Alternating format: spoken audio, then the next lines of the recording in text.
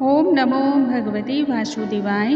नमस्कार दोस्तों आज के इस वीडियो में हम सुनेंगे परमा एकादशी व्रत की कथा। परमा एकादशी का व्रत अधिक मास में कृष्ण पक्ष की एकादशी को रखा जाता है। इस एकादशी का व्रत करने से जगत के पालनहार भगवान विष्णु का आशीर्वाद प्राप्त होता है। परमा एकादशी का व्रत माना जाता है शीघ्र ही दरिद्रता का नाश करने वाला व्रत है। भगवान श्री नारायण ने स्वयं ही इस व्रत की महत्ता का बखान किया है।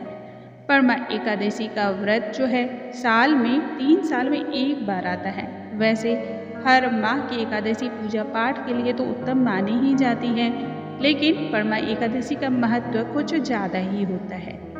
परमा एकादशी का व्रत जीवन में सुख, शांति, समृद्धि की कामना और मोक्ष प्राप्ति के लिए किया जाता है। इस दिन पूजा पाठ करने के बाद एकादशी व्रत की कथा पढ़ने, सुनने अथवा किसी को सुनाने से भी सभी सुखों की प्राप्ति होती है।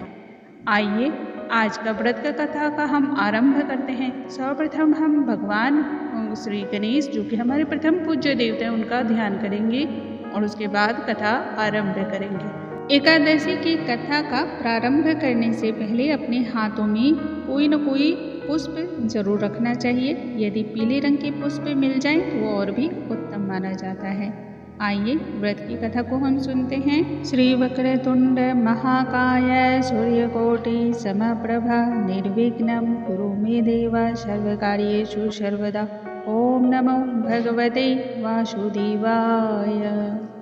अर्जुन ने कहा, हे कमल नयन, आपने शुक्ल पक्ष की एकादशी का विस्तृत पूर्वक वर्णन मुझे बताया है, अतः अब आप कृपा करके मुझे अधिक मास के कृष्ण पक्ष की एकादशी का क्या नाम है, इसमें किस देवता का पूजन किया जाता है तथा इस व्रत को करने से किस फल की प्राप्ति होती है एवं उसकी विधि क्या है, इन सभी चीज़ों के बारे में बताइए।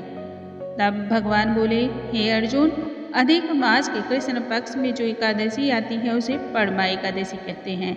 वैसे तो प्रत्येक वर्ष 24 एकादशियाँ होती हैं। अधिक मास या मल मास को जोड़कर वर्ष में 26 एकादशियाँ हो जाती हैं। अधिक मास में 2 एकादशियाँ होती हैं जो पद्मनी एकादशी और परमा एकादशी के नाम से जानी जाती हैं। इस व्रत के प्रभाव से सभी प्रकार के पाप नष्ट होते हैं। मनुष्य इस लोक में सभी सुखों की प्राप्ति करता है तथा परलोक में सद्गति की प्राप्ति होती है। इस व्रत में भगवान विष्णु की और माँ लक्ष्मी की, इसके साथ ही मैया तुलसी की पूजा अर्चना विधि पूर्वक करनी चाहिए। धूप दीप दिखाना चाहिए। नैवेद्य, पुष्प, वस्त्र आदि से पूरी तरह से पूजा को संपूर्ण करना चाहिए। इस एकादशी की जो कथा है उसे मैं तुम्हें सुनाता हूँ, ध्यानपूर्वक श्रवण करो। काम्पिल्य नगरी में सुमेधा नाम का एक अत्यंत धर्मात्मा ब्राह्मण रहता था। उसकी स्त्री अत्यंत पवित्र तथा पतिव्रत थी। किसी पूर्व पाप के कारण वह दंपति अत्यंत दरिद्रता का जीवन व्यतीत कर रहे थे। ब्राह्मण को भिक्षा मांगने पर भी भिक्षा नहीं मिलती थी। उस ब्राह्मण की पत्नी वस्त्रों से रहित होते हुए भी अपने पति की सेवा किया करती थी तथा अतिथि को अन्न देकर स्वयं भूखी ही रह जाती थी और पति से कभी किसी भी वस्तु की मांग नहीं करती थी। इस तरह से दोनों ही पति पत्नी निर्धनता का जीवन वो जी रहे थे और जीवन व्यतीत कर रहे थे। एक दिन ब्राह्मण अपनी स्त्री से बोला, हे प्रिय, जब मैं धनवानों से धन की याचना करता हूँ तो वह मना कर देते हैं। गृहस्थी धन के बिना नहीं चलती है, इसलिए यदि तुम्हारी सहमति हो तो प्रदेश जाकर मैं कुछ काम करना चाहता हूँ, क्योंकि विद्वानों ने कर्म की प्रशंसा की है। ब्राह्मण की पत्नी ने विनीत भाव से कहा, हे स्वामी, मैं तो आपकी दासी हूँ। पति अच्छा और बुरा जो कुछ भी कहे पत्नी को वही करना चाहिए। मनुष्य को पूर्व जन्म में किए कर्मों का ही फल प्राप्त होता है। सुमेरु पर्वत पर रहते हुए भी मनुष्य को बिना भाग्य के स्वर्ण की प्राप्ति नहीं होती है। पूर्व जन्म में जो मनुष्य विद्या और भूमि का दान करते हैं उन्हें अगले जन्म में विद्या और भूमि की प्राप्ति होती है। ईश्वर ने भाग्य में जो कुछ लिखा है उसे टाला नहीं जा सकता है। यदि कोई मनुष्य दान नहीं करता तो प्रभु केवल अन्न ही देते हैं। इसलिए आपको इसी स्थान पर रहना चाहिए, क्योंकि मैं आपके बिना नहीं रह सकती हूँ। पति के बिना स्त्री का सम्मान कोई नहीं करता है, सभी निंदा करते हैं। फिर चाहे वो माता हो, पिता, भाई, सास, ससुर या फिर अन्य संबंधी, सभी उसकी निंदा करते रहते हैं। इसलिए हे स्वामी, कृपया कर आप कहीं न जाएं। जो भाग्य में होगा वह हम प्राप्त यही करेंगे। स्त्री की सलाह मानकर ब्राह्मण प्रदेश नहीं गया और इस प्रकार से समय जो है बीतता रहा। एक बार कौंडिन्य ऋषि वहाँ आए। ऋषि को देखकर ब्राह्मण सुमेधा और उसकी स्त्री ने साष्टांग उन्हें प्रणाम किया और बोले, आज हम धन्य हो गए। आपके दर्शन से आज हमारा जीवन जो है सफल हो गया। ऋषि को उन्होंने आसन तथा भोजन दिया। भोजन देने के बाद पतिव्रता ब्राह्मणी ने कहा, हे ऋषिवर, कृपा कर आप मुझसे दरिद्रता नाश करने का कोई उपाय बताएं। मैंने अपने पति को प्रदेश में जाकर धन कमाने से रोका है। मेरे भाग्य से आप आ गए। मुझे पूर्ण विश्वास है कि मेरी दरिद्रता शीघ्र ही नष्ट हो जाएगी। अतः कृपा कर आप दरिद्रता नष्ट करने का कोई उपाय बताएं। ब्राह्मणी की बात सुन कौंडिन्य ऋषि बोले, हे ब्राह्मणी, मलमास की कृष्ण पक्ष की परमा एकादशी के व्रत से सभी पाप, दुख और दरिद्रता आदि नष्ट हो जाते हैं। जो भी मनुष्य इस व्रत को करता है वह धनवान होता है। इस व्रत में नृत्य, गायन आदि सहित रात्रि जागरण करना चाहिए।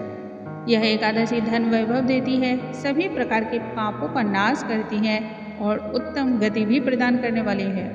धनाधिपति कुबेर ने भी इस एकादशी का व्रत का पालन किया था, भगवान भोलेनाथ की आज्ञा से। इस एकादशी के व्रत के पालन करने के स्वरूप भगवान भोलेनाथ अति प्रसन्न हुए और उन्हें धनाध्यक्ष का पद प्रदान किया। इसी व्रत के प्रभाव से सत्यवादी राजा हरिश्चंद्र को पुत्र, स्त्री और राज्य की प्राप्ति हुई थी। इसके उपरांत कौंडिन्य ऋषि ने उन्हें एकादशी के व्रत का समस्त विधान कह सुनाया। ऋषि ने कहा, हे ब्राह्मणी, पंचरात्रि व्रत इससे भी ज्यादा उत्तम होता है। परमा एकादशी के दिन प्रातःकाल नित्य कर्म से निवृत्त होकर विधान पूर्वक पंचरात्रि व्रत आरंभ करना चाहिए। जो मनुष्य 5 दिन तक निर्जल व्रत करते हैं वे अपने माता, पिता और स्त्री सहित स्वर्गलोक को जाते हैं। जो मनुष्य 5 दिन तक संध्या को भोजन करते हैं वे स्वर्ग को जाते हैं। जो मनुष्य स्नान करके 5 दिन तक ब्राह्मणों को भोजन कराते हैं वे समस्त संसार को भोजन कराने का फल प्राप्त करते हैं। जो मनुष्य इस व्रत में अश्व का दान करते हैं उन्हें तीनों लोकों को दान करने का फल प्राप्त होता है। जो मनुष्य उत्तम ब्राह्मण को तिल का दान करते हैं वे तिल की संख्या के बराबर वर्षों तक विष्णु लोक में वास करते हैं।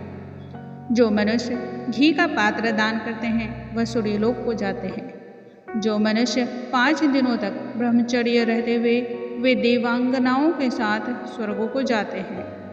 हे ब्राह्मणी, तुम अपने पति के साथ इसी व्रत को धारण करो, इससे तुम्हें अवश्य ही सिद्धि और अंत में स्वर्ग की प्राप्ति होगी। ऋषि के वचनानुसार ब्राह्मण और उसकी स्त्री ने परमा एकादशी का 5 दिन का व्रत किया। व्रत पूर्ण होने पर ब्राह्मण की स्त्री ने एक राजकुमार को अपने यहाँ आते देखा।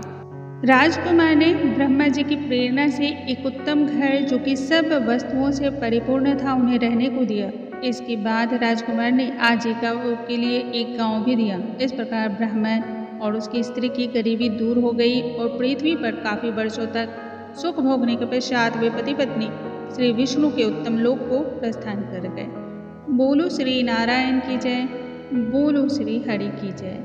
अब हाथ में जो भी अपने पुष्प रखे हैं उसे श्री हरि के पास छोड़ देना चाहिए।